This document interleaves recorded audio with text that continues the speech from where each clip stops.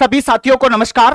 मैं सुमेर चौधरी एक बार पुनः आप सभी का स्वागत करता हूं आप ही के अपने इस प्यारे से लाइब्रेरियन गुरुजी प्लेटफॉर्म पर। क्या मेरी वॉइस, ऑडियो और वीडियो दोनों आप तक सही तरीके से पहुंच पा रहे हैं? एक बार सभी लोग कमेंट करके मुझे बताएंगे। ऑडियो और वीडियो दोनों ठीक है क्या? स्पेशली वॉइस का बता दीजिएगा, वॉइस ठीक है क्या? मैं चेक कर लेता हूं, एक बार मैं भी देख लेता हूं।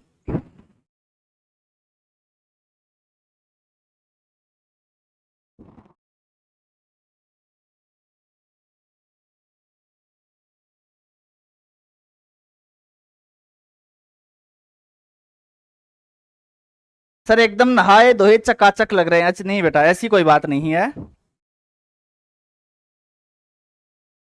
क्या मेरी वॉइस आप तक पहुंच रही है? बताइएगा।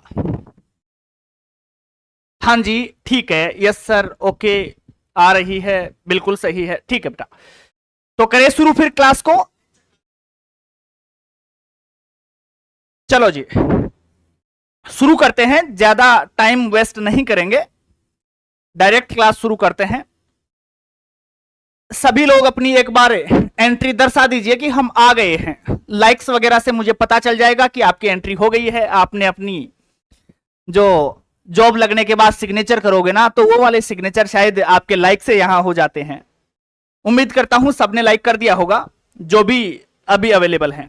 ठीक है, चलो शुरू करते हैं फिर आज की इस महत्वपूर्ण क्लास को। फर्स्ट यूनिट अपनी चल रही थी बिहार लाइब्रेरियन के लिए। मैंने आपको कहा था कि बिल्कुल कंप्लीट सिलेबस जो आपका है वो इस यूट्यूब चैनल के माध्यम से हम करवाने वाले हैं और एग्जाम तक लगातार ये आपका जो बैच है वो चलता रहेगा। बहुत सारे क्वेश्चन हम इसमें करेंगे, जितने भी सवाल बनते हैं सारी की सारी यूनिट्स हम इस प्लेटफॉर्म के माध्यम से तैयार करेंगे। कॉन्सेप्ट आप कहीं से भी पढ़ रहे हैं, भले ही सेल्फ कर रहे हैं, किसी अदर प्लेटफॉर्म से तैयार कर रहे हैं, कोई फर्क नहीं पड़ता, यहां से आपके सारे के सारे क्वेश्चन तैयार हो जाएंगे। चलिएगा करें शुरू फिर। एक बार सभी लोग थम्स अप करिए भाई। क्या सभी रेडी हैं? अच्छा जवाब आ रहे हैं आपके। हाँ बिल्कुल, एमसीक्यू जो चल रहे हैं वो यूनिट 1 के हैं। फर्स्ट यूनिट से हमने शुरू किया है। फर्स्ट के कंप्लीट होने के बाद सेकंड यूनिट करेंगे, सेकंड के बाद थर्ड करेंगे, फोर्थ करेंगे और फिर फिफ्थ करेंगे। इस प्रकार से कंप्लीट सिलेबस हम कवर करने वाले हैं, बिल्कुल भी चिंता करने की आवश्यकता नहीं है जी। बहुत सारे लोग लाइव हैं और बहुत से लोगों ने बिल्कुल बिल्कुल बेटा लाइक भी कर दिया है। जो नए हैं वो आते ही सब्सक्राइब भी कर लिया करे भैया, और किसी का नुकसान होता है तो फिर वो भले ही स्किप कर सकते हैं इस चीज को भी। चलो जी करते हैं फिर शुरू। देखिएगा पहला सवाल आपके सामने है। राष्ट्रीय भौतिक प्रयोगशाला, नेशनल फिजिकल लेबोरेटरी की बात हो रही है। राष्ट्रीय भौतिक प्रयोगशाला का जो पुस्तकालय है वो किस प्रकार के पुस्तकालयों में शामिल किया जाता है? बहुत आसान सा सवाल है, लेकिन बहुत सी परीक्षाओं में पूछा भी जा चुका है। देखिएगा पहला ऑप्शन आपको दिया है एकेडमिक लाइब्रेरी, दूसरा ऑप्शन आपको दिया है टेक्निकल लाइब्रेरी, तीसरा है स्पेशल लाइब्रेरी और चौथा है पब्लिक लाइब्रेरी। फिजिकल लेबोरेटरी की बात हो रही है तो नाम से ही पता चल जाता है, बोले सर ये ना तो पब्लिक लाइब्रेरी है ना कोई एकेडमिक लाइब्रेरी है, तो क्या बच गई भाई? तीन ही तो प्रकार हमने पढ़े थे, तीसरा क्या बच जाता है? स्पेशल लाइब्रेरी, विशिष्ट पुस्तकालय, या हिंदी में कई बार विशेष पुस्तकालय लिख करके आ जाता है। बहुत आसान सवाल है, इनमें कोई कॉन्सेप्ट वाली बात नहीं है। विशिष्ट पुस्तकालयों के लिए मैं आपको बता चुका हूं कि वो या तो किसी विशेष विषय से संबंधित होंगे या कोई विशेष विषयों के ग्रुप से संबंधित होंगे, और उनमें जो पाठक होंगे वो भी विशेष ही होंगे, आम पाठक उसमें नहीं जा सकता। जिस पैतृक निकाय के अधीन वो कार्य करते हैं उससे जुड़े व्यक्ति ही उसमें कार्य करते हैं, रिसर्च के अंदर योगदान देते हैं, वहां बैठकर शोध करते हैं ताकि उस संस्था के कार्यों को गति प्रदान करी जा सके। तो वो होते हैं स्पेशल लाइब्रेरी, आपके विशिष्ट पुस्तकालय। बस ये चीज आपके दिमाग में होनी चाहिए। अब टाटा कंसल्टेंसी का पुस्तकालय है, अब आपको पता है ये टाटा के लिए काम करेगा। टाटा के जो कर्मचारी हैं, जो वहां के वैज्ञानिक हैं, जो टाटा के कार्यों में किस प्रकार से गति प्रदान करी जा सके, इनमें क्या क्या चीजें और होनी चाहिए, तो उन सब चीजों के लिए रिसर्च करते हैं वहां बैठ करके। तो बिल्कुल उसमें विशिष्ट लोग होंगे ना, टाटा के ही तो लोग हैं। तो और टाटा का जो विषय है तो उस पे काम करेंगे वो। टाटा कंसल्टेंसी पुस्तकालय किस श्रेणी में आता है? तो क्या पब्लिक में आता है, क्या ऑफिस लाइब्रेरी, क्या स्पेशल लाइब्रेरी, क्या स्मॉल लाइब्रेरी? तो भैया किस में आएगा? स्पेशल लाइब्रेरी के अंदर आ जाएगा। उम्मीद करता हूं सबके आंसर सही आ रहे होंगे। चेक करता हूं भाई जी। राहुल, मोनिका, बादल, जानकी, चंदा, बिल्कुल बिल्कुल, गुड़िया, नेहा, शकुंतला, दिनेश, खुशबू, पिंकी, सबके जवाब सी आ रहे हैं। Very good. इसका मतलब आपने कॉन्सेप्ट पढ़ रखा है, और कॉन्सेप्ट पढ़ा है तो सवाल सही होंगे भाई। चलिएगा आगे बढ़ते हैं और बात करते हैं अगले सवाल की। क्या कहता है आपका अगला सवाल? देखिएगा, औद्योगिक क्रांति और उसके परिणाम स्वरूप औद्योगिक उद्यमों और व्यापार गतिविधियों की स्थापना ने निम्नलिखित की आवश्यकता को उत्पन्न किया है। औद्योगिक क्रांति के परिणाम स्वरूप औद्योगिक उद्यमों और व्यापार गतिविधियों की स्थापना ने निम्नलिखित की आवश्यकता उत्पन्न करी है। किसकी आवश्यकता उत्पन्न करी? क्या स्पेशल लाइब्रेरी की करी, क्या कॉलेज लाइब्रेरी की करी, क्या स्कूल लाइब्रेरी, या फिर इनमें से कोई नहीं? तो साथियों ऐसे सवाल पूछे जाते हैं परीक्षा में और बहुत आसान है ये, एकदम मतलब यहां से नंबर प्राप्त करना लड्डू खाने के बराबर है।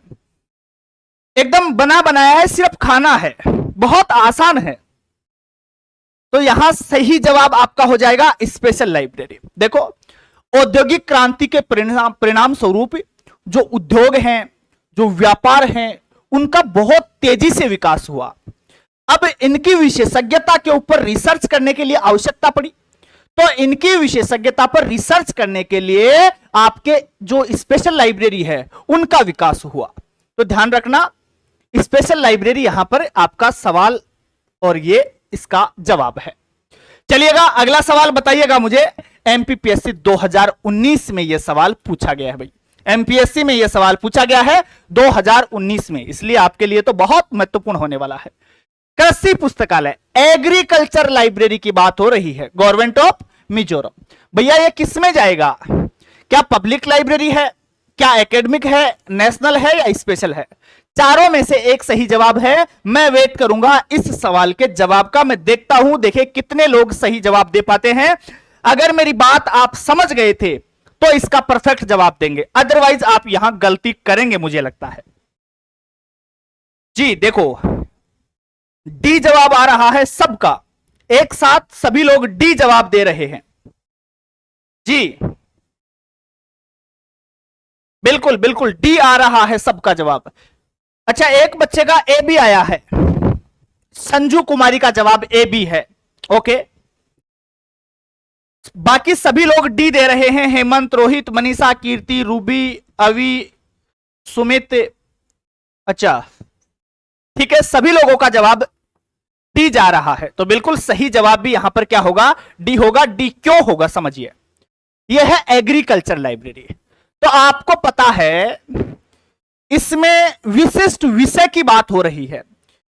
देखो विशिष्ट पुस्तकालय में क्या होता है, या तो किसी एक विषय की बात होगी, विशिष्ट विषय की बात होगी, या किसी एक प्रकार के विषयों के समूह की बात होगी, है ना। तो ये विशिष्ट विषय की बात हो रही है, और इनमें जो पाठक होंगे वो भी विशिष्ट ही होंगे, मतलब उसी विषय के होंगे।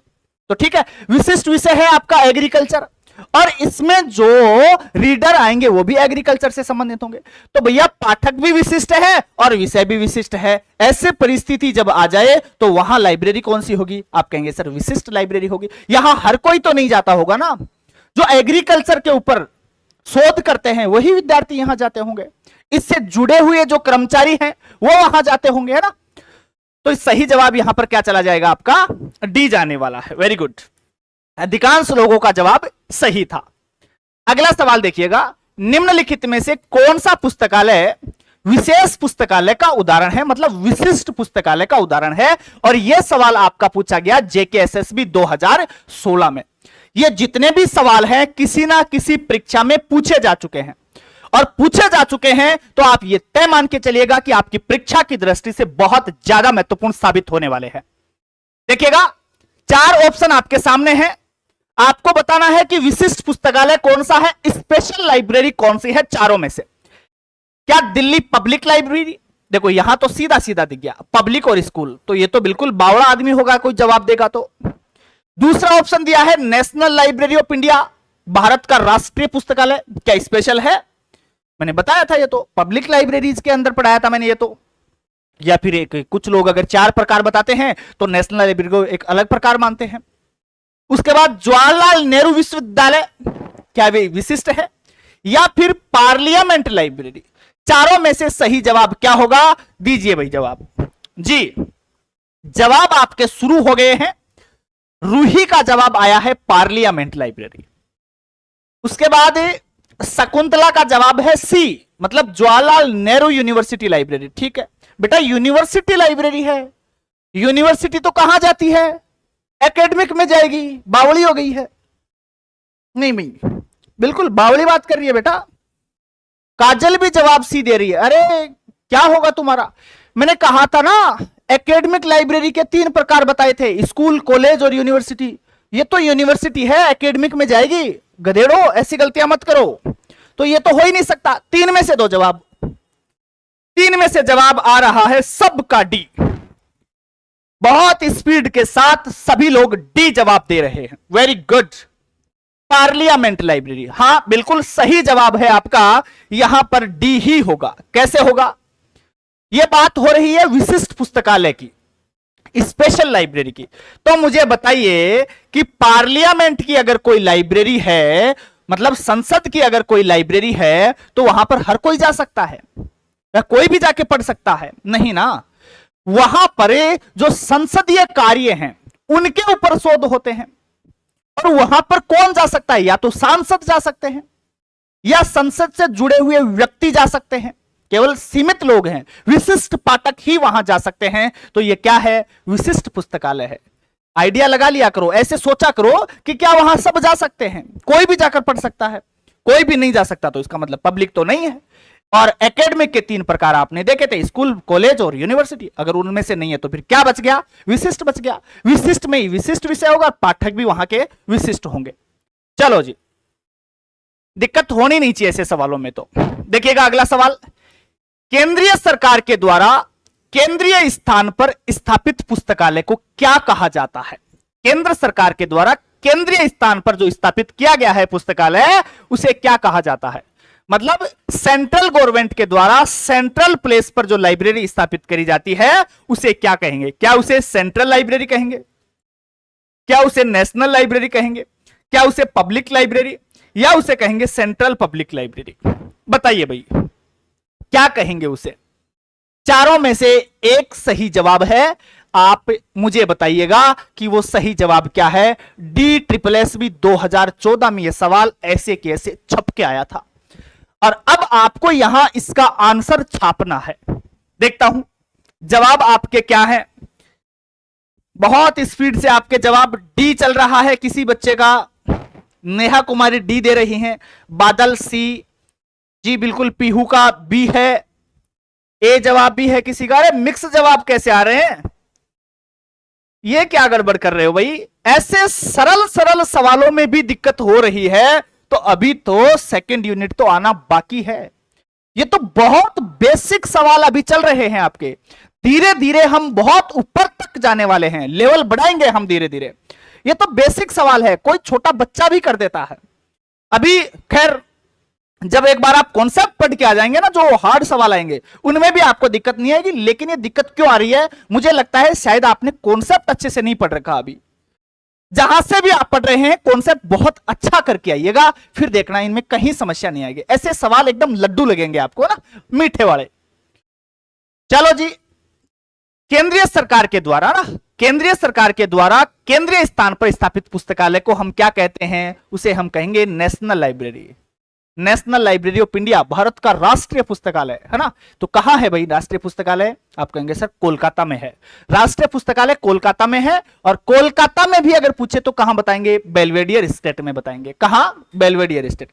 अच्छा, जो भारत का राष्ट्रीय पुस्तकालय है उसकी स्थापना कब हुई थी, अगर मैं आपसे ये पूछूं तो मैंने पढ़ाया है आपको, राष्ट्रीय पुस्तकालय शायद 2 क्लासों में मेरे से कंप्लीट हो पाया था, बहुत बड़ा है। एक एक चीज देखी थी मैंने, इनके जो अध्यक्ष वगैरह हैं, लाइब्रेरियन वगैरह है, सब चीजें बता रखी हैं और ट्रिक्स के माध्यम से आपको याद करवाया था, है ना। आंसू को केस, वो गेड्डा पढ़ने वाली बात है ना, तो सारी चीजें याद करवाई हैं, जुगाड़ बताए हैं मैंने आपको। बहुत बड़ा पार्ट है, 3 चरणों में हमने इसको पढ़ा था। सबसे पहले कलकत्ता लाइब्रेरी 1836 से शुरू करके हम इंपीरियल लाइब्रेरी तक आए थे। इंपीरियल लाइब्रेरी एक्ट फिर 2 में आया, 3 में ये फिर आम जनता के लिए खोल दिया गया था। फिर 3 के बाद में हम तीसरे चरण में आए थे 48 में, 1948 में, और 48 के अंदर एक एक्ट आया था imperial library change of the name act. कब आया था? 1948 में। उसके तहत इंपीरियल लाइब्रेरी का नाम बदलकर नेशनल लाइब्रेरी ऑफ इंडिया कर दिया गया था। तो ये सारी चीजें हमने पढ़ी है वहां। तो भैया ये नेशनल लाइब्रेरी यहां पर जवाब होगा, ध्यान रखिएगा। 1948 कहां है? कोलकाता में है। ये सब चीजें मैंने पढ़ा रखी है। अगर अब नेशनल लाइब्रेरी कोई पढ़ के आया है ना, मेरे नोट्सों में से भी पढ़ के आया है, और मेरे नोट्स का अगर शुरुआती बेसिक पार्ट भी देख लिया ना, तो ऐसे सवाल तो चुटकियों में हल होंगे। बाकी किसी ने डिटेल से पढ़ा है तो संभव ही नहीं है कि उसका सवाल गलत हो पाए। देखो जी, भारत के संविधान का कौन सा खंड राष्ट्रीय पुस्तकालय की स्थापना से संबंधित है? नेशनल लाइब्रेरी की स्थापना से संबंधित है। भारतीय संविधान का कौन सा खंड है वो जहां नेशनल लाइब्रेरी का प्रावधान किया गया है? क्या वो 26 है, क्या वो 50 है, क्या वो 62 है, या वो 67 है? बताइए। DSSS भी 2014 में यह सवाल पूछा गया था, उसके बाद भी बहुत सी परीक्षाओं में पूछा गया है। सिर्फ ये एग्जाम्पल के तौर पे बता रहा हूं कि भैया ये सवाल आते हैं ऐसे। तो राष्ट्रीय पुस्तकालय की स्थापना का प्रावधान जो है वो भारत के संविधान की खंड 62 में किया गया है।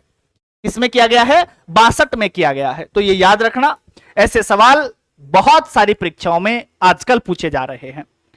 देखिएगा, किसी देश का राष्ट्रीय पुस्तकालय है, किसी देश का राष्ट्रीय पुस्तकालय। अब उसी सवाल को 2-3 तरीके से पूछ रहा है, लैंग्वेज बदल रहा है, थोड़ा उल्टा पुल्टा कर रहा है, लेकिन सवाल वही है, घुमा घुमा के पूछे जा रहा है। DSSS भी 2014 में यह सवाल पूछा गया कि किस देश का या किसी देश का राष्ट्रीय पुस्तकालय है। क्या है? क्या वह रिपोजिटरी ऑफ बुक्स है? क्या पुस्तकों का भंडार है? डिपोजिटरी ऑफ बुक्स है? इलेक्ट्रॉनिक लाइब्रेरी है? या फिर डिजिटल लाइब्रेरी है? बताइए भाई, देश का राष्ट्रीय पुस्तकालय क्या है? रिपोजिटरी होगा, डिपोजिटरी होगा, इलेक्ट्रॉनिक लाइब्रेरी होगी, या डिजिटल लाइब्रेरी होगी? चारों में से क्या सही जवाब होगा? मैं आपके कमेंट चेक करता हूं, आप क्या जवाब दे रहे हैं। जी, रूही का जवाब है बी, नीतू बी, बिल्कुल निशा बी, सभी लोगों के जवाब बी ही आ रहे हैं भाई। जी, repository of book, very good very good, सभी लोग बी जवाब दे रहे हैं। बी में क्या है? Depository of book. अच्छा जी, अच्छा, एक ने जवाब बी दे दिया तो सारे बी दे रहे हो, गलत बात है। अरे आपका जवाब आ रहा है डिपोजिटरी ऑफ बुक। यह सवाल पूछा गया था और इसमें आंसर क्या माना गया था? सुन लो अब, ठीक कर लेना। हाँ बिल्कुल, सब बी ही देंगे। अब सारे के सारे बी जवाब दे रहे हैं। टोटल 4 डिपोजिटरी लाइब्रेरी, हां बिल्कुल 4 है, बात करेंगे अभी उनकी भी बेटा। लेकिन इस सवाल का जवाब माना गया था रिपोजिटरी ऑफ बुक्स, पुस्तकों का संग्रह है। भारत के अंदर जितनी भी पुस्तकें हैं सब की सब वहां संग्रहित करी जाती हैं, तो इसका जवाब माना गया है रिपोजिटरी ऑफ बुक। आपकी बात मैं मानता हूं, डिपोजिटरी लाइब्रेरी का दर्जा भी इसे दिया गया है, लेकिन सबसे पहला जवाब इसका होगा कि यह एक देश का संग्रह है, देश की जितनी भी पुस्तकें हैं उनका संग्रह है। डिपोजिटरी लाइब्रेरी वाली बात भी आपकी सही है। आप कह रहे हैं कि सर डिपोजिटरी लाइब्रेरी, सुनना, भारत के अंदर 4 डिपोजिटरी लाइब्रेरी हैं। कितनी हैं? 4 हैं। कहां कहां है? एक तो है आपकी दिल्ली में, एक है दिल्ली के बाद में मुंबई में, दिल्ली मुंबई 30, एक और है आपकी चेन्नई, और एक है आपकी कोलकाता। ठीक है, एक क्या है? कोलकाता में। तो दिल्ली के अंदर कौन सी आ जाएगी? दिल्ली पब्लिक लाइब्रेरी, जिसे हम शॉर्ट में क्या कहेंगे, डीपीएल। दिल्ली पब्लिक लाइब्रेरी जो है इसकी स्थापना अगर आप कहें तो मैं बता देता हूं 1951, 1951 में दिल्ली पब्लिक लाइब्रेरी की स्थापना हो जाती है। अच्छा, अब आप में से कौन बता सकता है कि दिल्ली पब्लिक लाइब्रेरी को डिपोजिटरी लाइब्रेरी का दर्जा कब दिया गया था? डिपोजिटरी लाइब्रेरी का दर्जा दिल्ली पब्लिक लाइब्रेरी को कब दिया गया? ये जो मुंबई वाली है एशियाटिक सोसाइटी, यही है डिपोजिटरी, है ना? तो एशियाटिक सोसाइटी की स्थापना कब हुई, इसे डिपोजिटरी का दर्जा कब दिया गया, वो भी पता होना चाहिए। चेन्नई में कौन सी है, कोनेमारा पब्लिक लाइब्रेरी, मद्रास में थी, है ना? मद्रास का ही नाम क्या है आजकल, चेन्नई है। तो उसकी स्थापना कब हुई और उसे डिपोजिटरी का दर्जा कब मिला, याद होना चाहिए आपको। कोलकाता में कौन सी है आपकी नेशनल लाइब्रेरी, तो ये भी क्या है, डिपोजिटरी लाइब्रेरी है। तो ये सारी चीजें आपको पता होना चाहिए। चलो मैं बता देता हूं आपको, कोई बात नहीं। तो मुंबई में है आपकी एशियाटिक सोसाइटी, है ना? एशियाटिक, है ना? ध्यान रखना, एशियाटिक सोसाइटी भी दो हैं। एशियाटिक सोसाइटी कोलकाता में भी है, उसकी स्थापना 1784 में हुई थी। यह है एशियाटिक सोसाइटी मुंबई वाली, इसकी स्थापना 1804 में थी, 1804। और डिपोजिटरी लाइब्रेरी का दर्जा इसे कब मिला था, 1955 में। Delivery of books and newspaper act जो है आया था कब, 1956 में। ध्यान रखना, ये सारी चीजें आपको पता होना चाहिए। तो एशियाटिक सोसाइटी मुंबई में है, जिसकी स्थापना 1804 में, और डिपोजिटरी लाइब्रेरी का इसे दर्जा दिया गया था 1981 में, 1981 के अंदर। चलो जी, खैर, सॉरी 1955 में। 1955 में दिल्ली वाली को कब मिला था, यह ध्यान रखना, 1981 में, याद रखना। उसके बाद अगर बात करूं चेन्नई की कोनेमारा पब्लिक लाइब्रेरी, इसकी स्थापना कब हुई थी? कोनेमारा की स्थापना, तो आप बताएंगे सर कोनेमारा की स्थापना हो गई थी 1890 में। और अब आप मुझे यह भी बताएं, ये 1948 में, है ना? तो इनका मालूम होना चाहिए। कोनेमारा जो पब्लिक लाइब्रेरी है उसे डिपोजिटरी लाइब्रेरी का दर्जा कब दिया गया था? मैं आपके कमेंट चेक कर लेता हूं, फटाफट बताइए मुझे। बिल्कुल बिल्कुल सही जवाब आ रहे हैं आप लोगों के जी, शाबाश। संजू, 55, रूही, सबके जवाब सही आ रहे हैं। 1890। जी बताइए मुझे कितने लोगों का जवाब सही है? नेशनल लाइब्रेरी 1948, शाबाश। 1890, 1994, अच्छा जी 1994 में कौन जवाब दे रहा है? उजाला, 1890, ठीक है।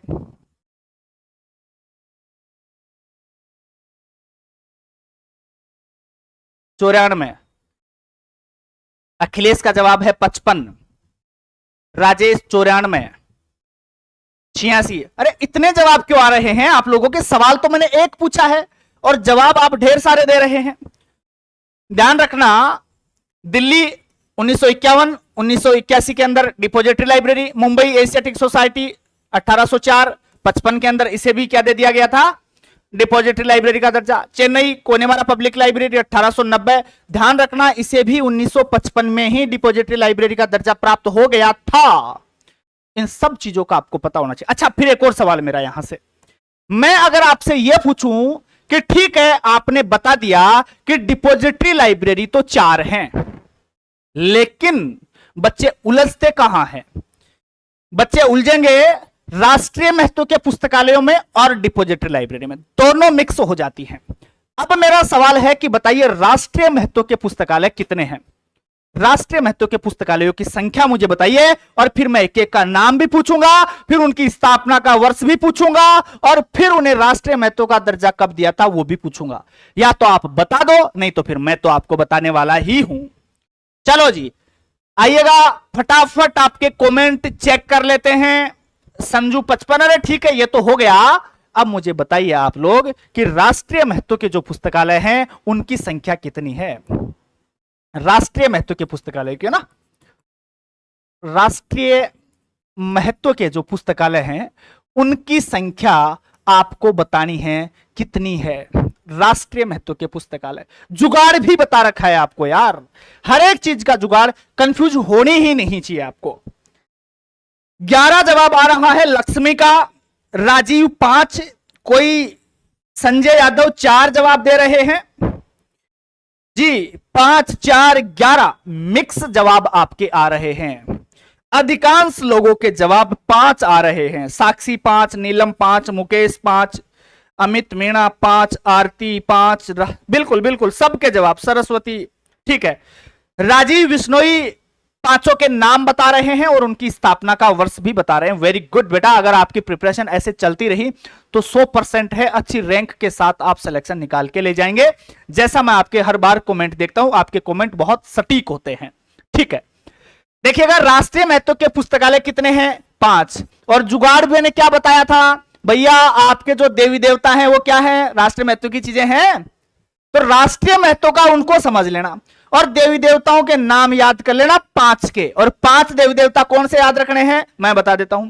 सबसे पहले राम का नाम लेंगे। किसका लेंगे? राम का लेंगे बोले गुरुजी। तो राम, राम से क्या हो जाएगा? रामपुर। तो रामपुर रज्जा, सबसे पहले तो रामपुर रज्जा लाइब्रेरी। उसके बाद राम के बाद हम ले लेते हैं भैया खुदा का नाम, है ना।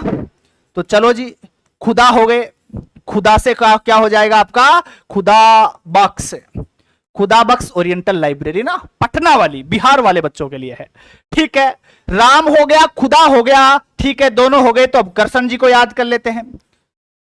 तो हरे कृष्णा, तो यहां क्या हो जाएगी? हरे हरे कृष्णा। तो हरे कृष्णा मेहताब स्टेट लाइब्रेरी, भुवनेश्वर उड़ीसा वाली।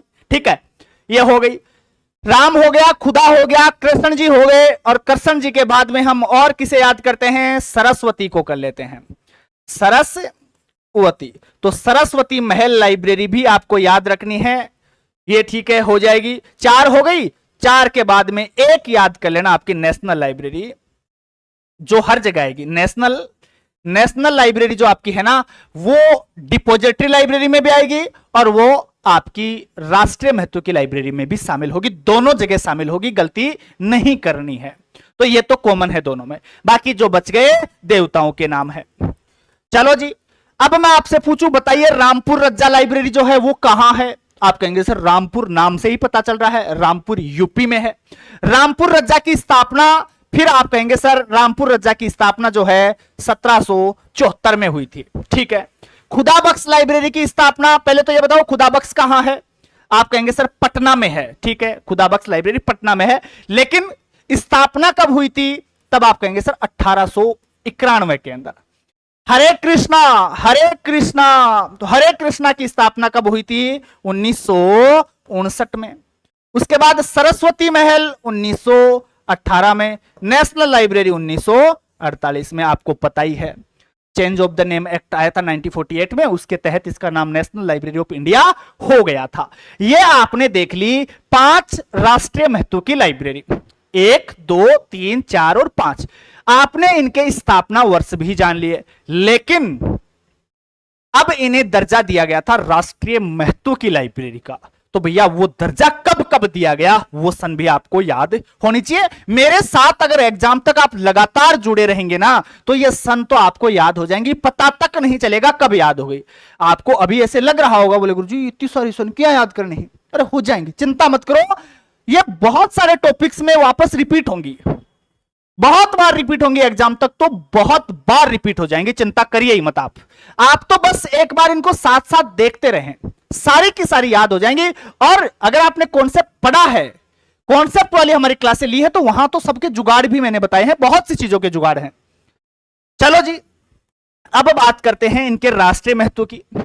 चलो जी, रामपुर रज्जा की स्थापना 1774, लेकिन राष्ट्रीय महत्व का दर्जा इसे दिया गया था 1975 में। याद कर लेना भाई, राष्ट्रीय महत्व का दर्जा कब है? आप कहेंगे सर 1975 में। ठीक है, उसके बाद खुदाबख्श 1891। 1891 के बाद इसे दर्जा दिया गया 1969 में। कब दिया गया? 1969 में। तीसरी है आपकी कौन सी? हरे कृष्णा।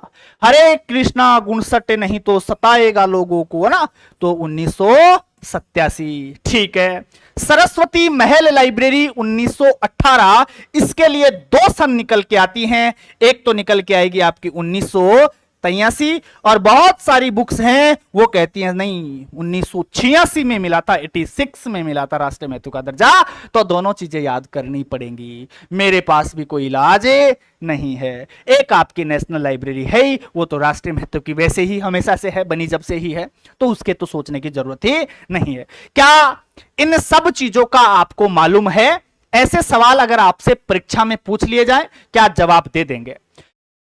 ऐसे बहुत बार ये सवाल बन बन के आएंगे, मैं करवाऊंगा अभी, तो चिंता मत करिए। ये तो एक छोटा सा सवाल किसी बच्चे ने बोल दिया था कि 4 है, इसलिए मुझे ये सब करवाना पड़ा, नहीं तो मैं इतनी माताफोड़ी थोड़ी करूंगा, है ना। अब आपको गुरुजी कर लो ना थोड़ी सी, ठीक है, खैर कोई बात नहीं, आएगी बात तो हम करेंगे। चलो खैर, यहां जवाब क्या जाएगा? Repository library. अब एक छोटा सा सवाल था, इस सवाल को लेकर हमने पूरी 10 मिनट लगा दी, लेकिन जरूरी भी था। ये साथ साथ कॉन्सेप्ट आपके कवर होने भी चाहिए, है ना। नहीं तो क्वेश्चन आंसर तो हम बुक से भी पढ़ सकते हैं ना, सीधा सीधा आंसर तो वहां भी मिल जाता है अपने को जी। सरस्वती महल को दर्जा 1955 में नहीं, सरस्वती महल को दर्जा 1955 में नहीं बेटा, गलत है, सरासर गलत है। आप क्या करते हैं, मैं वही तो कह रहा था, आप चीजों को मिक्स कर देते हैं। 1955 आपने कौन सा याद कर लिया? 1955 आप वो उठा लाए, कौन सा, जो delivery of books of newspaper act है ना, वहां से आपने उठाकर क्या अभी जो बात करी थी डिपोजिटरी लाइब्रेरी की, तो डिपोजिटरी लाइब्रेरी वाली सन उठा के ले आए आप 1955। नहीं, ऐसा नहीं करना है ना, ये 1955 उसके लिए नहीं है जी। 1969 सही है। 75 किसका बता दिया तुमने? हाँ ठीक है, 1975 रामपुर रजा थी। ओके, चलिएगा आगे बढ़ते हैं। दोनों चीज साथ बताया करो भाई, स्थापना कब हुई, राष्ट्रीय महत्व की कब हुई, स्थापना कब हुई, राष्ट्रीय महत्व की। दोनों चीजें अगर एक साथ याद करोगे तो दिक्कत कभी नहीं आएगी। अगला सवाल देखिएगा, राष्ट्रीय पुस्तकालय का कौन सा कार्य नहीं है? राष्ट्रीय पुस्तकालयों की कार्यों की सूची मैंने आपको दी है, और वो सूची अगर आप याद करके आए हैं तो फिर दिक्कतें नहीं होगी। DSSS भी 2014 में आपसे यह सवाल भी पूछा गया था। कौन सा कार्य नहीं है नेशनल लाइब्रेरी ऑफ इंडिया का? ये कहां स्थित है? आप कहेंगे कोलकाता में, 1948 वाली है। ये तीसरे चरण की बात हो रही है, पहले और दूसरे चरण की बात नहीं है। पहले और दूसरे में तो हमने कोलकाता और इंपीरियल लाइब्रेरी को पढ़ा था, उसके बाद पहुंचे थे 1948 में नेशनल लाइब्रेरी में। वहां मैंने एक सूची दी है, वो याद होनी चाहिए आपको। चलो जी, देखो नहीं वाली चीज बतानी है जो उनमें नहीं है ना। यह देश में प्रकाशित सभी प्रकाशनों को एकत्रित करता है। बिल्कुल ये बात तो सही है, नेशनल लाइब्रेरी तो एकत्रित करती है, इसलिए ये तो जवाब नहीं हो सकता। नहीं वाली चीज बतानी है अपने को। तो यह राष्ट्रीय ग्रंथ सूची का प्रकाशित करती है, बिल्कुल ठीक है। उसके बाद यह राष्ट्रीय ग्रंथ सूची का प्रतिनिधित्व करती है, ठीक है। उसके बाद में यह देश की सभी पुस्तकालयों को सहायता प्रदान करता है, यह बात भी सही है। प्रतिनिधित्व नहीं करती है, प्रतिनिधित्व है। यह देश, यह राष्ट्रीय ग्रंथ सूची प्रकाशित करता है ना। और अरे बेटा सुनो, सही जवाब यहां पर जाएगा प्रतिनिधित्व। देखो आपने एक और पढ़ा होगा, INB का प्रकाशन CRL के द्वारा, सेंट्रल रेफरेंस लाइब्रेरी के द्वारा ना, उसकी स्थापना 1955 में हुई थी, तो वो चीज यहां शामिल होगी। वैसे सेंट्रल रेफरेंस लाइब्रेरी जो है ना, वो लाइब्रेरी नहीं है, वो INB के प्रकाशन की ही एक इकाई है, ध्यान रखना। तो प्रतिनिधित्व तो कौन करता है? यह राष्ट्रीय ग्रंथ सूची का प्रतिनिधित्व करती है। प्रतिनिधित्व तो कौन करती है? सेंट्रल ये आपकी नेशनल लाइब्रेरी करती है, लेकिन जो प्रकाशन का कार्य है वो CRL करती है, सेंट्रल रेफरेंस लाइब्रेरी। तो ये वाली प्रकाशित नहीं करती है, ठीक है। इन सब चीजों का पता होना चाहिए। बिल्कुल बिल्कुल, C राष्ट्रीय ग्रंथ सूची का प्रतिनिधित्व करती है। बताइए भाई, D होगा? कोई कह रहा है D होगा। यह देश के सभी पुस्तकालयों को सहायता प्रदान करता है, यह बिल्कुल सहायता तो करता ही है बेटा जी। चलिएगा बढ़ते हैं आगे। सेंट्रल रेफरेंस लाइब्रेरी, ध्यान रखना 1955 वाली है ना, वो INB के प्रकाशन की इकाई है। निम्नलिखित में से कौन सी राष्ट्रीय पुस्तकालय की विशेषता नहीं है? नहीं वाली बतानी है। DSSS भी 2014 में यह सवाल पूछा गया। यह देश का केंद्रीय पुस्तकालय है, बिल्कुल केंद्रीय पुस्तकालय तो है। उसके बाद यह केंद्र सरकार के अनुदान द्वारा प्रायोजित है, यह बात भी सही है। यह कॉपीराइट पुस्तकालय है, बिल्कुल। कॉपीराइट पुस्तकालय का मतलब क्या है? भारत में जितनी भी पुस्तकें बनेंगी उनकी एक कॉपी इन 4 पुस्तकालयों के अंदर जाएंगी। उनमें 4 के अंदर ये आपकी नेशनल लाइब्रेरी भी है। 4 कौन कौन से? जो अभी हमने बताई थी, डिपोजिटरी लाइब्रेरी। तो 30 दिन के भीतर भीतर यहां पर एक कॉपी उसकी जमा हो जानी चाहिए, ठीक है। तो ये बिल्कुल कॉपीराइट लाइब्रेरी भी है। चौथा ऑप्शन दिया है, इसके पाठक राष्ट्र के विशिष्ट व्यक्ति हैं। इसके पाठक राष्ट्र के विशिष्ट व्यक्ति हैं। तो भैया ये बात गलत है और आपसे पूछा है गलत ही, जो नहीं है। तो सही जवाब क्या जाएगा? डी जाने वाला है। क्या किसी को कोई दिक्कत है यहां तक? जी, डी जवाब है सभी लोगों का। Very good. राजीव का डी है, आरती डी है, मुस्कान डी है, रूही का भी डी जवाब है, सुरभि, पीहू, सबके जवाब डी आ रहे हैं। बिल्कुल बिल्कुल सभी लोग सही जवाब दे रहे हैं। शाबाश। तुरंत सबका ऑप्शन चेंज हो जाता है अगर हाँ बिल्कुल सही बात है आपकी, है ना? जी जी बिल्कुल। चलो जी बढ़ते हैं आगे, अगले सवाल की बात करते हैं। क्या कहता है आपका अगला सवाल? निम्नलिखित में से कौन सा राष्ट्रीय पुस्तकालय का कार्य नहीं है? इस बार भी आपको जो नहीं है नेशनल लाइब्रेरी का कार्य वही बताना है। और यह भी सवाल पूछा गया एनवीएस 2019 में। किसमें पूछा गया? एनवीएस 2019 में पूछा गया। राष्ट्रीय पुस्तकालय जो नेशनल लाइब्रेरी है उसका कार्य नहीं है ग्रंथ सूची सेवा प्रदान करना, बिब्लियोग्राफिक सर्विस प्रदान करना, ठीक है। उसके बाद में सहकारी गतिविधियों के लिए समन्वय केंद्र के रूप में कार्य करना, बिल्कुल यह भी उसका कार्य है। तीसरा ऑप्शन दिया है देश में जारी सभी प्रकाशनों के लिए एक स्थायी भंडार के रूप में कार्य करना, बिल्कुल देश में जितने भी प्रकाशन जारी होंगे उनका स्थायी भंडार के रूप में कार्य करेगा, बिल्कुल एक कॉपी इसकी आती है यहां और वो रहती है। चौथा ऑप्शन दिया है युवा पुरुषों और महिलाओं को विभिन्न विषयों की व्यापक और गहरी समझ प्रदान करना, यह इसका कार्य नहीं है। तो सवाल का जवाब आपला ही देना था, तो अपना जवाब क्या हो जाएगा? डी हो जाएगा। किसी को दिक्कत है क्या? बड़ा वाला डी राजीव कह रहा है, वेरी गुड। सबके रंजन डी जवाब दे रहे हैं, रिंकू भी डी जवाब दे रही है, जितेंद्र का भी डी जवाब है, प्रभा जो है उसका भी डी जवाब है। सभी लोगों के डी जवाब आ रहे हैं। नीतू का भी डी है, बिल्कुल बिल्कुल। गौरव, सबके जवाब डी आ रहे हैं। चलो जी बढ़े आगे थोड़ा सा। क्या ये चीजें क्लियर होती जा रही हैं? यहां किसी को भी समस्या है क्या? छोटी सी भी प्रॉब्लम हो तो मुझे बताइए। छोटी सी भी दिक्कत है तो हम उसका भी सॉल्यूशन करेंगे, लेकिन बस कंडीशन यही है कि ये सवाल आपकी मेमोरी में सेव हो जाने चाहिए। यहां से ही एग्जाम में सवाल पुटअप होंगे, ये दिमाग में बिठा लेना।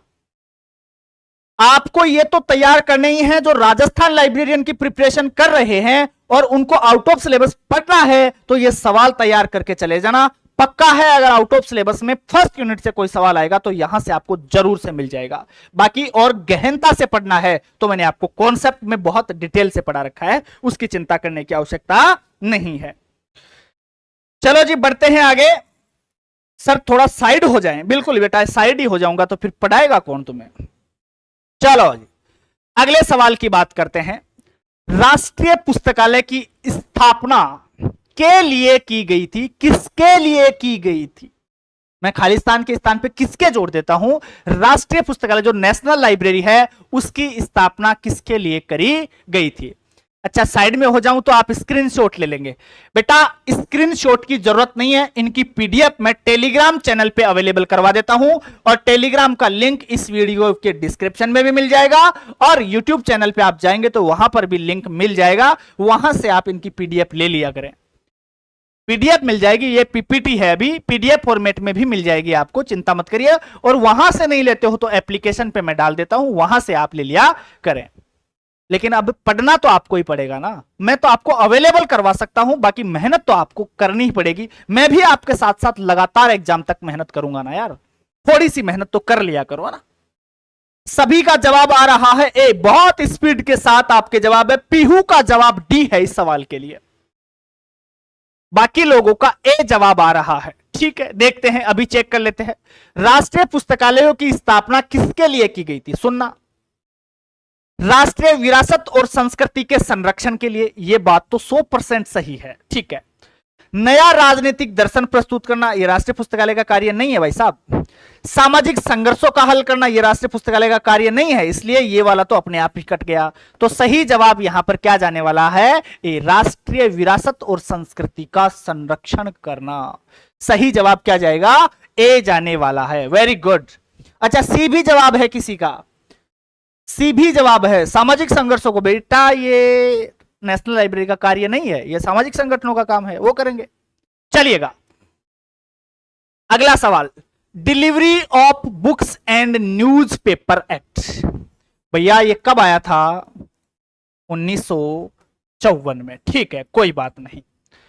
इस अधिनियम के तहत बात हो रही है ना, राष्ट्रीय पुस्तकालय जो पुस्तकों के वितरण अधिनियम के माध्यम से प्राप्त पुस्तकों को संग्रहित करते हैं, उन्हें कहा जाता है डिपोजिटरी लाइब्रेरी। ध्यान रखना, वो रिपोजिटरी है, डिपोजिटरी लाइब्रेरी उन्हें कहेंगे जो डिलीवरी ऑफ बुक्स एक्ट के तहत पुस्तकें प्राप्त करता है, उन्हें डिपोजिटरी लाइब्रेरी कहेंगे। हाँ, वो बात आपकी अलग है कि नेशनल लाइब्रेरी भी डिपोजिटरी में शामिल है, लेकिन वहां जवाब हम रिपोजिटरी ही लगाएंगे, संग्रह ही लगाएंगे। तो जो पुस्तकें प्राप्त करती हैं उन्हें हम डिपोजिटरी लाइब्रेरी कहते हैं। और डिपोजिटरी लाइब्रेरियों की संख्या हमने कितनी देखी? 4 देखी। 4 डिपोजिटरी लाइब्रेरी देखी, दिल्ली, मुंबई, चेन्नई और कोलकाता। दिल्ली वाली दिल्ली पब्लिक लाइब्रेरी, दिल्ली मुंबई में कौन सी? एशियाटिक सोसाइटी मुंबई 1804 वाली। दिल्ली मुंबई चेन्नई, चेन्नई में कौन सी? कोनेमारा पब्लिक लाइब्रेरी है ना 1890 वाली। और उसके बाद में कोलकाता, कोलकाता में आपकी नेशनल लाइब्रेरी ऑफ इंडिया 1948 वाली। ठीक है, आगे बढ़ते हैं भैया, थोड़ा सा और देखिएगा अगला सवाल क्या कहता है। राष्ट्रीय विज्ञान पुस्तकालय। आज के मैं जब वर्कआउट कर रहा था तो एक बच्चे का कॉल आया। अब बच्चा तो क्या कहूंगा यार, बिहार से था और उन्होंने कहा कि मैं लाइब्रेरियन की तैयारी करना चाहता हूं। देखो, मोटिवेशन की बात है आपके लिए। लाइब्रेरियन पोस्ट बहुत जबरदस्त पोस्ट है, बहुत मजे की जॉब है, बहुत कुछ कर सकते हैं इस जॉब में आने के बाद में। तो एक विद्यार्थी ही था, विद्यार्थी ही कहूंगा मैं तो उसने कहा कि सर मैं अभी प्रेजेंट टाइम में सरपंच हूं बिहार के अंदर, किसी गांव में होंगे वो, तो बिहार में एट प्रेजेंट में सरपंच हूं और मैं अब लाइब्रेरियन बनना चाहता हूं, तो मुझे आप जो नोट्स वगैरह है ना वो व्हाट्सएप कर सकते हैं क्या? मतलब आप ये सोचिए कि सरपंच हैं, अभी वो राजनीति में हैं, लेकिन उसके बावजूद भी लाइब्रेरियन बनने का सपना रख रहे हैं और बहुत मजे की जॉब है। सच बता रहा हूं, एक बार लग गए ना अगर इसके अंदर तो लाइफ सेट हो जाएगी। बहुत कुछ कर सकते हैं, जो अपने सपने हैं, ड्रीम पाल रखे हैं ना, तो वो इस पोस्ट पे आके आप कंप्लीट कर सकते हैं। इसमें आपको इतना टाइम मिलता है कि आप कुछ भी साथ में कर सकते हैं, बहुत टाइम रहता है, तो बहुत गजब की जॉब है। तो सरपंच साहब भी इसकी प्रिपरेशन कर रहे हैं, बहुत अच्छी बात है। चलो जी, खैर राष्ट्रीय विज्ञान पुस्तकालय, राष्ट्रीय चिकित्सा पुस्तकालय और भारतीय कृषि अनुसंधान संस्थान पुस्तकालय, भारतीय कृषि अनुसंधान पुस्तकालय, ये सब किसमें शामिल होंगे? क्या एकेडमिक लाइब्रेरी में होंगे? क्या सार्वजनिक पुस्तकालयों में शामिल होंगे? क्या नेशनल लाइब्रेरी है ये सब के सब, या फिर इनमें से कोई नहीं? चारों में से एक सही जवाब मुझे दीजिए, मैं आपके कमेंट चेक करता हूं कितने लोग इसका सही जवाब देते हैं। बताइए भाई, देखिए कितने लोग जवाब देते हैं। नम्रता सिंह का सी जवाब है, डी भी आ रहा है ओम प्रकाश का। ठीक है जी, सी डी ऐसे जवाब आ रहे हैं, मिक्स आपके जवाब है। स्पेशल, अच्छा जी, ठीक है, चलो जी कोई बात नहीं, देख लेते हैं। देखिएगा, राष्ट्रीय विज्ञान पुस्तकालय, सबसे पहले तो मुझे यह बताइए इनकी स्थापना कब कब हुई थी? चलो जी बताओ। राष्ट्रीय विज्ञान पुस्तकालय, नेशनल साइंस लाइब्रेरी, और साइंस लाइब्रेरी की स्थापना 1964, कहां? नई दिल्ली। याद होनी चाहिए सन, तो आपको याद होनी चाहिए सन। अगर याद हो गई ना तो दिक्कत ही नहीं आएगी। सन याद हो गई तो सारी चीजें आप पकड़ के ला सकते हो, नहीं भी आती है तो घसीट के ले आओगे सन के माध्यम से, है ना। मेडिकल लाइब्रेरी की बात करें तो भैया मेडिकल लाइब्रेरी की स्थापना 1966, और यह भी कहां? नई दिल्ली, ठीक है, नई दिल्ली। उसके बाद में भारतीय कृषि अनुसंधान पुस्तकालय, और भारतीय कृषि अनुसंधान पुस्तकालय जो है उसकी स्थापना की अगर बात करूं तो 1905, 1905 और ये कहां स्थापित था भैया? पहले पूसा के अंदर स्थापित था। पूसा कहां? बिहार के अंदर, बिहार में, है ना, पूसा बिहार में था। इसे पूसा संस्थान के नाम से भी पहले जाना जाता था। किसके नाम से? पूसा संस्थान के नाम से। अब पूसा संस्थान के नाम से जाना जाता था, हुआ क्या, वहां पर एक भूकंप आया बहुत तेज। यह बात है सन 1934 की। 1934 में पूसा में जब भूकंप आया तो इसको यहां से स्थानांतरित कर दिया गया नई दिल्ली, और 1934 के अंदर जब भूकंप आया तो इसे ट्रांसफर कर दिया गया कहां? दिल्ली। और फिर बात आती है 1936 की। 1936 के अंदर इसका दिल्ली में नया भवन बना दिया गया था। तो ये चीजें आपको ध्यान रखनी है। खैर, सवाल कुछ और पूछ रहा है, हम थोड़ा सा अंदर चले गए, कोई बात नहीं, वापस बाहर आते हैं। तो राष्ट्रीय विज्ञान पुस्तकालय, चिकित्सा पुस्तकालय, एग्रीकल्चर वगैरह, तो ये सब क्या है? विशिष्ट पुस्तकालय, विशिष्ट है ना। कृषि की बात होगी, यहां साइंस वगैरह है, तो ये सब के सब क्या है भाई? किसमें शामिल होंगे? आपके एकेडमिक, पब्लिक और नेशनल। भैया ये सारे के सारे नेशनल लाइब्रेरी हैं। क्यों? राष्ट्रीय है, नेशनल, नेशनल, और ये भी क्या है? नेशनल। तो इन्हें शामिल किस में किया जाएगा? नेशनल लाइब्रेरी में। ऑप्शन के हिसाब से नेशनल जाएगा। पूसा, बिल्कुल बेटा, एकदम सही बात है, वेरी गुड। 1936, हाँ शाबाश, बहुत अच्छे जवाब हैं आप लोगों के जी।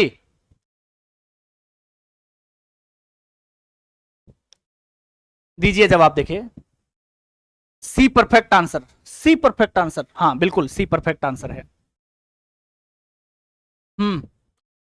National, national, national. स्पेशल तो ऑप्शन में ही नहीं है। हाँ, ऑप्शन में स्पेशल नहीं है, नहीं तो हम सोचते कुछ और भी, है ना, लेकिन ऑप्शन के हिसाब से जवाब देना है ना हमें। तो चलो जी, अगला सवाल देखिएगा। यूएसए का राष्ट्रीय पुस्तकालय किस नाम से जाना जाता है? एमपी हाईकोर्ट 2019 में यह सवाल पूछा गया था। USA, United state of America का राष्ट्रीय पुस्तकालय किस नाम से जाना जाता है? तो चार आपके सामने ऑप्शन है। National library of America, the Congress library, white house library और लाइब्रेरी ऑफ कांग्रेस। तो सही जवाब क्या होगा? यूएसए का जो राष्ट्रीय पुस्तकालय है वो लाइब्रेरी ऑफ कांग्रेस के नाम से जाना जाएगा। लाइब्रेरी ऑफ कांग्रेस की स्थापना की अगर बात करें तो भैया मुझे कौन बताएगा कि लाइब्रेरी ऑफ कांग्रेस की स्थापना कब हुई थी? लाइब्रेरी ऑफ कांग्रेस की स्थापना 1800 के अंदर हुई थी, और यह कल सवाल पूछा गया नेट के पेपर में। नेट में यह सवाल आया कि लाइब्रेरी ऑफ कांग्रेस की स्थापना किस वर्ष हुई थी, तो आपका जवाब होगा सर 1800 के अंदर हुई थी।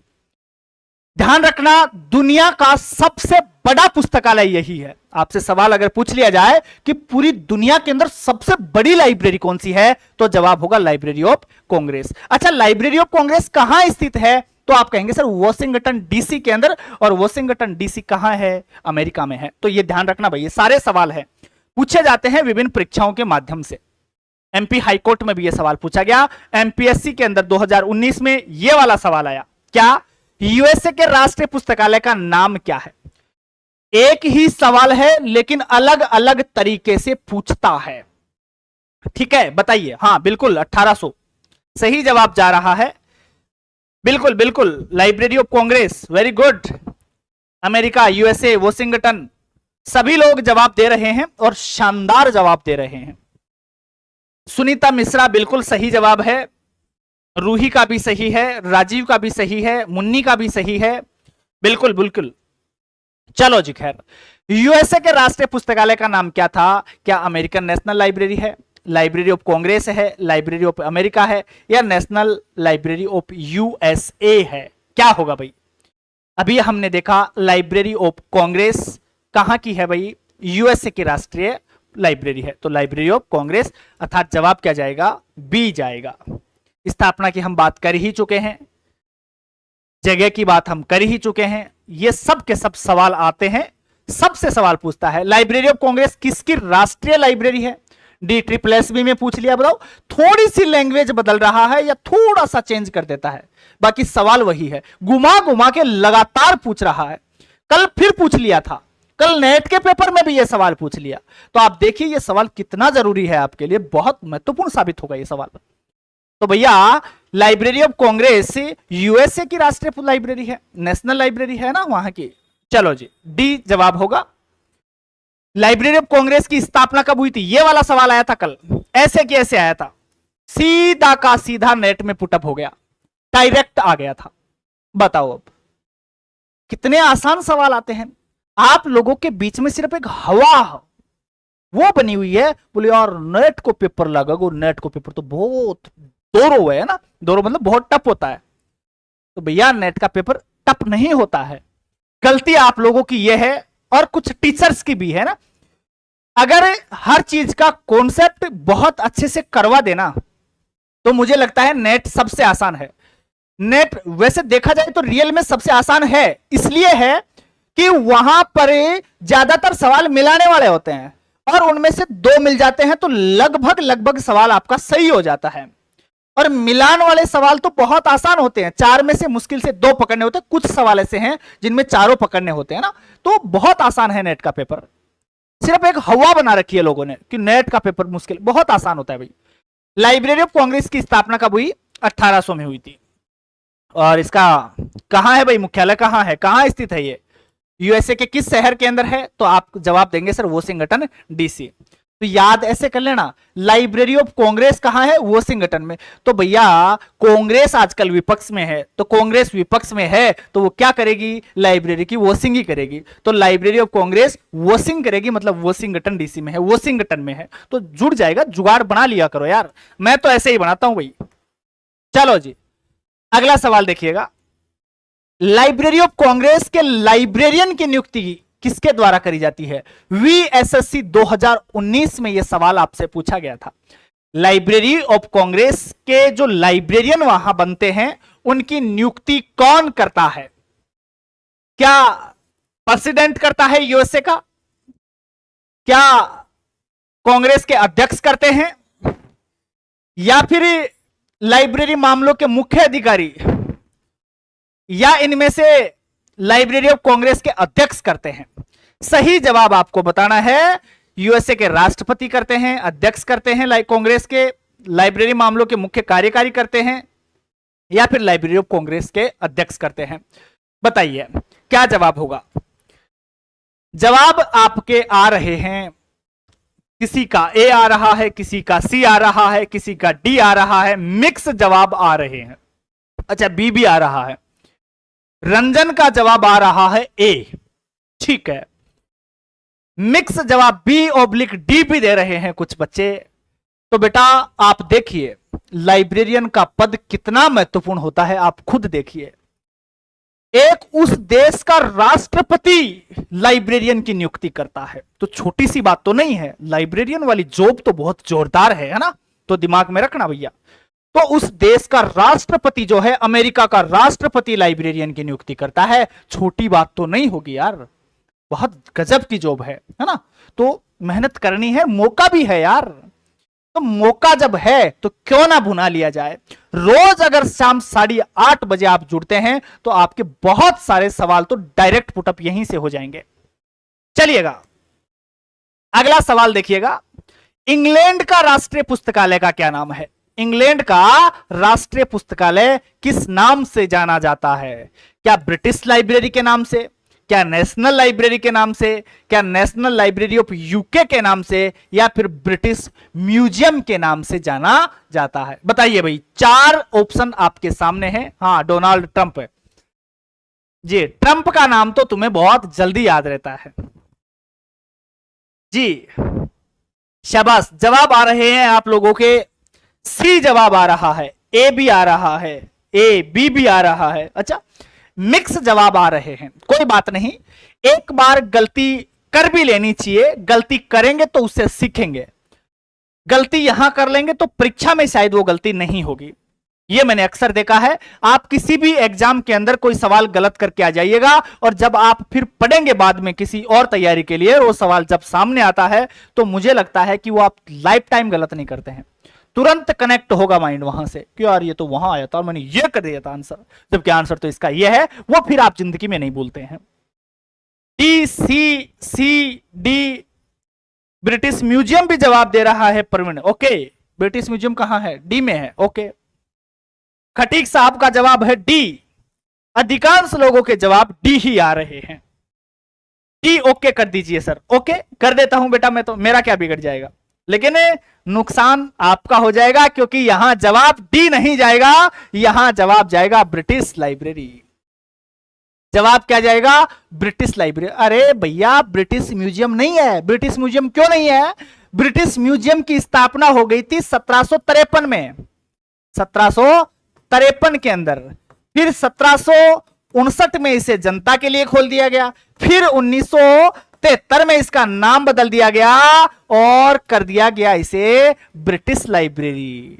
तो ये ब्रिटिश लाइब्रेरी 1973 ये है, इस नाम से जाना जाएगा इंग्लैंड का राष्ट्रीय पुस्तकालय। हाँ, वो बात अलग है कि इसकी शुरुआत ब्रिटिश म्यूजियम से ही हुई थी और ब्रिटिश म्यूजियम की स्थापना 1753 में, 59 में जनता के लिए, और फिर उसके बाद 1973 के अंदर इसे राष्ट्रीय पुस्तकालय का नाम दे दिया गया था। तो इसे क्या नाम दे दिया? ब्रिटिश लाइब्रेरी, ब्रिटेन की लाइब्रेरी है ना। तो ये आपका सही जवाब होगा। कितने लोग होगा? अच्छा मुंह फाड़ रहे हो, संदीप कह रहे हैं ठीक है। हाँ बिल्कुल, 1753 में ब्रिटिश म्यूजियम की स्थापना। बीएल ओके बेटा, ब्रिटिश लाइब्रेरी। ठीक है ठीक है ठीक है।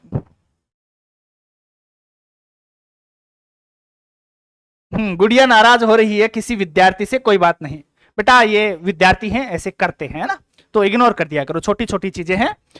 चलो जी अगले सवाल की तरफ बढ़ते हैं। बहुत सारे महत्वपूर्ण सवाल आज की इस क्लास में हम करने वाले हैं। चिंता कतई नहीं करनी है, थोड़ी सी भी नहीं रखनी है। ये रहा। अब दिक्कत ये आती है कि कई बार व्याख्या ज्यादा करने पर आपको आगे वाले सवालों के जवाब मिल जाते हैं, और जवाब मिल जाते हैं ठीक है कोई बात नहीं, लेकिन उसके बाद भी आप गलती करोगे तो भैया है ना, फिर तो ये पढ़ने चाहिए आपके, जूत पढ़ने चाहिए ना। जूत जानते हो? जूत शायद बिहार वाले बच्चे नहीं जानते होंगे जूत, है ना। हरियाणा वाले ये तो जूत बजाना ज्यादा जानते हैं ना, ये तो समझते हैं। राजस्थान वाले भी जूत समझते हैं। बिहार वाले लठ मारते हैं ना, तो ठीक है वो लठ ज्यादा बजाएंगे। चलो जी, ब्रिटिश लाइब्रेरी की स्थापना किस वर्ष हुई थी? 1965, 1980, 1985, 1973। अभी मैंने बताया था ब्रिटिश लाइब्रेरी जो ब्रिटिश म्यूजियम से बना था 1753 से लेकर 1973 तक का सफर की हमने बात करी थी। तो भैया ब्रिटिश लाइब्रेरी जो ये नाम है वो कब आया? 1973 में। उम्मीद करता हूं अब तो सभी का जवाब सही आएगा। Very good.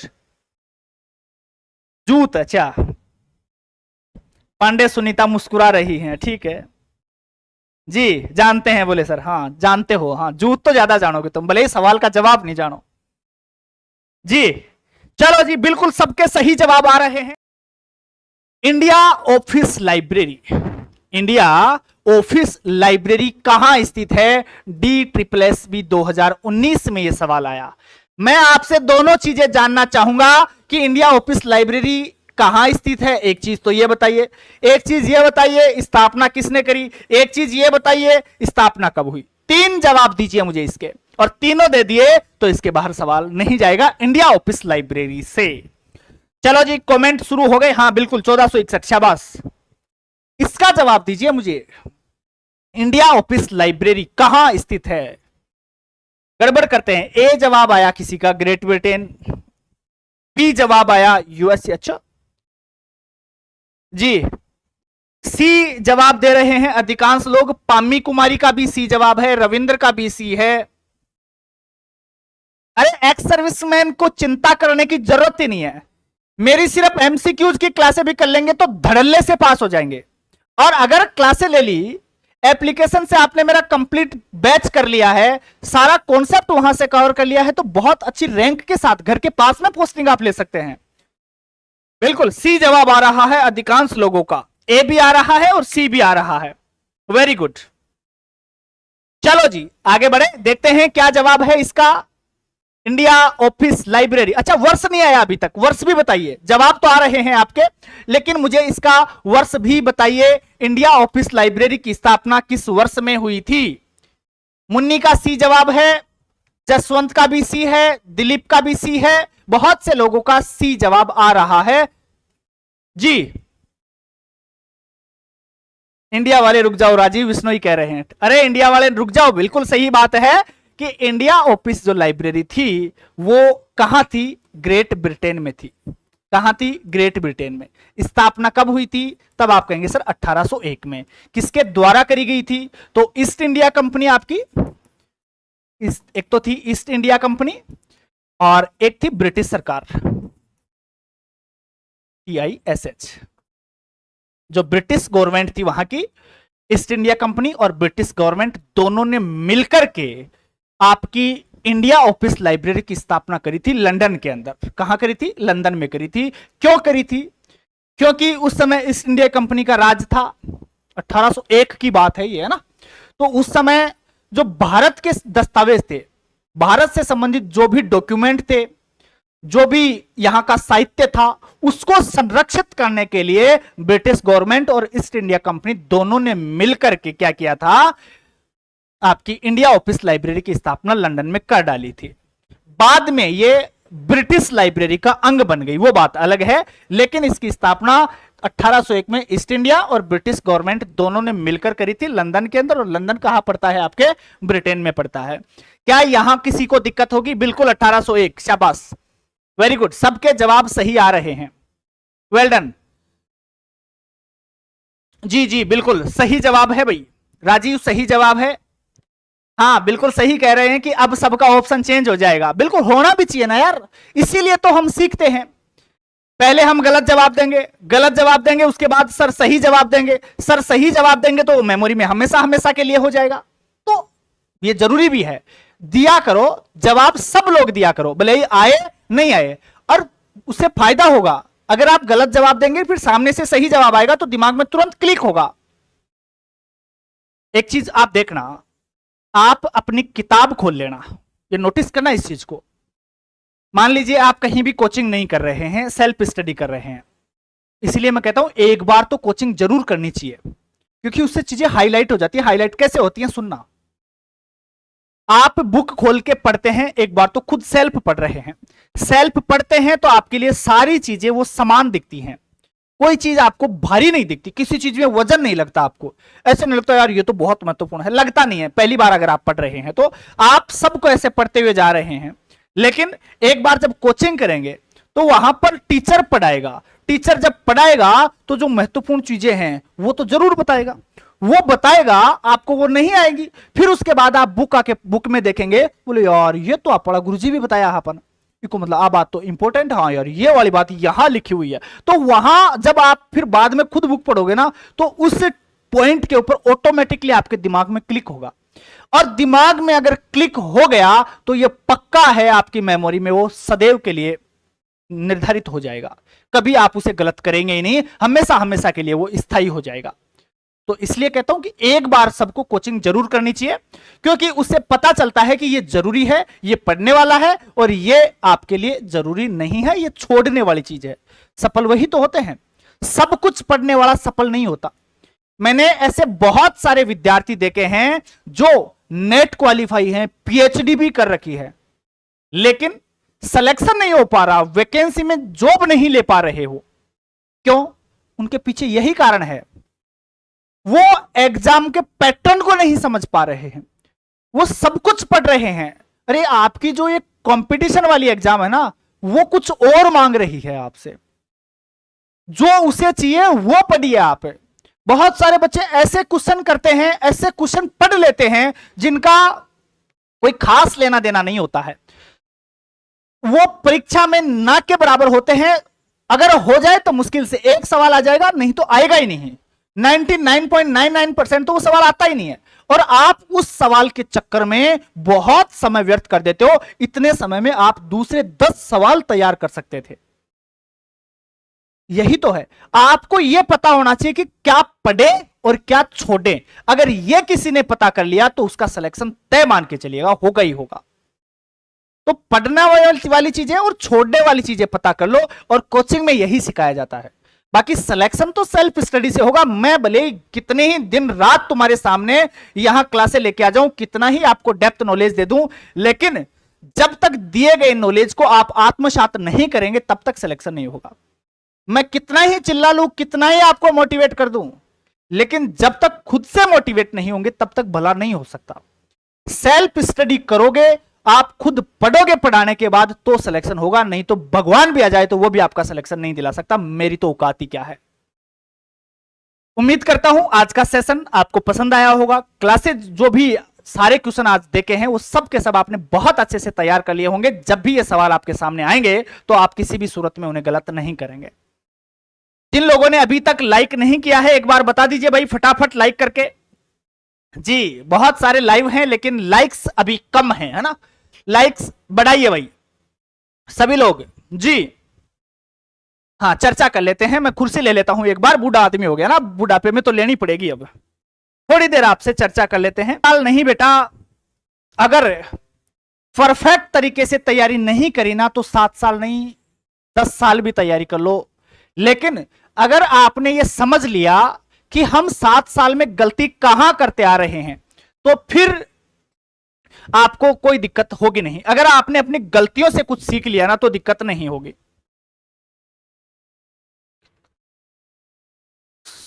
क्या कह रहे हैं सर, एप्लीकेशन पर कितने का बैच है आपका? बहुत सस्ता है, नाम मात्र की प्राइस है। बिहार लाइब्रेरियन के लिए तो बहुत कम कर रखा है, और उसमें भी मैं आपका जो फर्स्ट पार्ट है वो भी करवाने की सोच रहा हूं।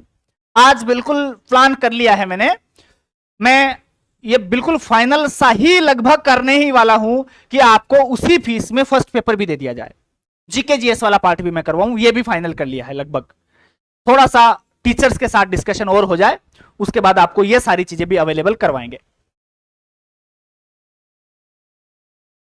यूट्यूब पर पीडीएफ डाल दीजिए, है ना।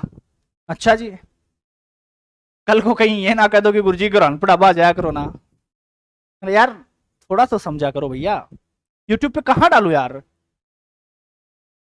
मुझे भी 12 साल हो गए बेटा, कोई बड़ी बात नहीं है। ये आप स्वीकार कर रहे हैं, मतलब खुद के प्रति ईमानदार हैं, और 12 साल में बहुत कुछ सीखा होगा, तो उन गलतियों से सीखकर इस बार मेहनत करिए, सिलेक्शन तय मान के चलना आप जी। टेलीग्राम का नाम क्या है? टेलीग्राम का जो लिंक है मैं अभी अवेलेबल करवा दूंगा आपको, यहीं पर इसके डिस्क्रिप्शन में मिल जाएगा, और साथ ही साथ यूट्यूब चैनल पर भी टेलीग्राम का लिंक है, तो आप जाके वहां से भी ज्वाइन कर सकते हैं जी। बिल्कुल सर, ऐप बता दीजिए। लाइब्रेरियन गुरुजी के नाम से ऐप है बेटा, प्ले स्टोर पे मिल जाएगा आपको, है ना जी। लाइब्रेरियन गुरुजी के नाम से है, उसमें बिहार वाला बैच हमने चला रखा है। लगभग 300 के आसपास क्लास तो हमने वहां रिकॉर्ड करके डाल रखी है। आपका कंप्लीट सिलेबस तो आपको दे रखा है, क्योंकि मुझे मालूम है समय इतना नहीं है। और दूसरा लाइव क्लासेस भी वहां चल रही है, लाइव नया बैच भी स्टार्ट हो गया है, तो वो भी आप चाहो तो ज्वाइन कर सकते हो। बाकी यूट्यूब पे तो मैं डेली आने वाला हूं, मैं कम से कम ऐड करता हूं मेरी क्लास में, आपको बहुत कम ऐड मिलेगा, नहीं तो आते ही पहले ऐड शुरू होगा उसके बाद क्लास शुरू होगी। यह इसलिए बता रहा हूं कि आप पूछ रहे हैं, नहीं तो मैं बहुत कम ऐड करता हूं। देखो क्या करे ना, घी का लड़ो अंधेरा में भी दिखगो, भैया बताने की जरूरत नहीं है, खाओगे तो पता चल जाएगा। घी का लड़ो अंधेरा में भी दिख है, भले लाइट नहीं हो पता चलेगा कि हाँ यार घी है, तो वो तो चिंता करने की आवश्यकता नहीं है, मुझे बताने की आवश्यकता नहीं है। अभी केवल लगभग शायद 1 से 1.5 साल हुआ है मुझे ऑनलाइन आए हुए हैं, और आप खुद देखिए सबसे ज्यादा कोर्स शायद सेल हुए हैं जी। मध्य प्रदेश में भी चलेगा क्या यह वाला कोर? कौन सा कोर बेटा? कोर मतलब कोर्स की बात कर रहे हैं। अच्छा, मध्य प्रदेश में अभी विचार कम है, अभी पहले मूल फोकस रहेगा बिहार के लिए, और एक मैं महा मैराथन लेके आ रहा हूं राजस्थान वाले विद्यार्थियों के लिए भी, उसमें लगभग सारी चीजें मैं कवर कर दूंगा। बहुत बड़ी क्लास होने जाएगी वो, बिल्कुल बहुत बड़ी। और फिर बिहार के लिए तो बहुत सारी मैराथन आएंगी, बिहार के लिए तो बहुत सारी आएंगी, ये मान के चलना। आप एक बार सिलेबस कवर कर लो, जो मैंने पढ़ा रखा है ना जो 300 क्लासें आपको दे रखी है ना, फटाफट से वो तैयार करके आ जाओ, फिर क्वेश्चन लगाओ एक तो यहां मेरे साथ साथ, उसके बाद मैराथन में बहुत सारे क्वेश्चन करेंगे, तो वो क्वेश्चन लगाओ, देखो आनंद आएगा। सिलेक्शन कैसे नहीं होता है, देखे 100% होगा। बस कंडीशन यही है कि मैं जब क्वेश्चन लेके आता हूं उससे पहले आप मेरे द्वारा पढ़ाया गया कॉन्सेप्ट सारा कवर करके आ जाएं, आप सारे सवालों के जवाब देंगे। और ये वो सवाल है जो परीक्षाओं में पूछे जा रहे हैं, तो चिंता मत करिए। हाँ, प्रिंट निकालने का ऑप्शन ऐप में दिया है हमने, एप्लीकेशन में हर क्लास के साथ प्रिंट है, हर क्लास के साथ पीडीएफ है और उसका प्रिंट आउट का ऑप्शन भी है। दो तरीके हैं वहां, एक तो हमने एक जगह ऑप्शन बना के डाल दिया है पीडीएफ करके, तो वहां से एक जगह निकाल लो, आप एक साथ निकाल सकते हो। दूसरा यह है, कुछ बच्चे कहते हैं बोले गुरुजी पता नहीं चलता कि कौन सी क्लास की पीडीएफ कौन सी है, तो हमने ये भी कर दिया, हर क्लास के साथ में पीडीएफ है, वहां से आप एक्सपोर्ट करेंगे तो वो प्रिंट आउट निकल जाएगा, आपके फाइल में वो आ जाएगी, आप चाहे जो कर सकते हैं। फिर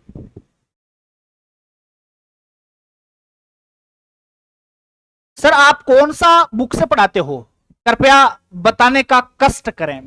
बेटा कितनी बुक बताऊं यार मैं आपको, मेरा जो रूम है वो लाइब्रेरी की बुक्स से ही भरा है, कौन सी बुक नहीं पढ़ता, मैं सारी बुक पढ़ता हूं। यूनिवर्सिटीज की जो बड़ी बड़ी बुक्स हैं वो सारी है मेरे पास, इंग्लिश मीडियम की बहुत सारी जो विद्वान हैं उनकी सारी बुक है मेरे पास, तो उनका भी ट्रांसलेट मैं करता हूं आपके लिए, हिंदी मीडियम की भी है, लगभग सभी बुक्स हैं, तो इसीलिए तो इतना बेटर कंटेंट इकट्ठा हो पाया है, नहीं तो कहां हिम्मत है, हिंदी मीडियम वाली बुक्स में कहां है इतना कंटेंट, नहीं है ही नहीं, इंग्लिश मीडियम की बुक्स में से निकालना पड़ेगा और अच्छी अच्छी यूनिवर्सिटी की जो बुक्स हैं वहां से निकालना पड़ेगा। स्पेशली मेरे पास अलग अलग पॉइंट वाइज एक एक जो टॉपिक है उनकी भी स्पेसिफिक बुक है मेरे पास, तो मेहनत करते हैं। देखो लाइब्रेरी में काम होता नहीं है, लाइब्रेरियन पोस्ट ऐसी है, मैं दिन भर पढ़ता रहता हूं, तो आपने देखा होगा मेरी लगभग क्लासें अपडेट होके आती हैं, आपने देखा होगा पहले 5 लॉज पढ़ाए थे, उसके बाद मैंने दोबारा से 5 लॉज पढ़ाए, डबल कंटेंट दे दिया मैंने, और ये लगभग होता है। मैं अपडेट करता हूं स्वयं को बैठा बैठा सारे दिन, कोई काम मेरे पास ज्यादा होता नहीं है और मैं मेहनत करता हूं इस सब्जेक्ट के ऊपर, निकालता हूं कंटेंट और भी, और कंटेंट ही सब कुछ है, ये मान लेना। कंटेंट बेस्ट हो और विद्यार्थी को बेस्ट तरीके से वो डिलीवर कर दिया जाए, बस इसके अलावा कुछ भी नहीं है। और अच्छा कंटेंट बनाइए और उसको अच्छे तरीके से विद्यार्थी की मेमोरी में सेट कर दीजिए। देखिए वो कैसे सिलेक्शन नहीं देता है, मैं बस इतना सोचता हूं, बाकी मुझे ज्ञान देना नहीं आता लोगों के जैसे, मुझे ये बताने की आवश्यकता भी नहीं है ना, लोग कहते हैं ये वो, मैं वहां ये हूं वो हूं, आवश्यकता नहीं है भाई, कंटेंट में मेहनत करो, इससे बढ़िया। राजस्थान वाले फॉर्म भर सकते हैं क्या बिहार लाइब्रेरियन में? ये अभी दो चीजें चल रही हैं, दो चीजें ऐसे हैं, एक न्यूज़पेपर की कटिंग थी उसमें तो साफ साफ ये था कि डोमिसाइल लागू नहीं हुआ है, एक में साफ साफ यह था कि डोमिसाइल लागू है, तो दोनों अभी विवादास्पद स्थिति में हैं। और जहां तक मैं ईमानदारी से बताऊं तो मैं बिहार वालों के पक्ष में हूं, इसलिए हूं, बिहार वालों के पक्ष में इसलिए हूं कि बहुत लंबे समय तक उन्होंने संघर्ष किया है और बिहार में जो लाइब्रेरी वाले सब्जेक्ट पे लोगों की कमांड भी कम है।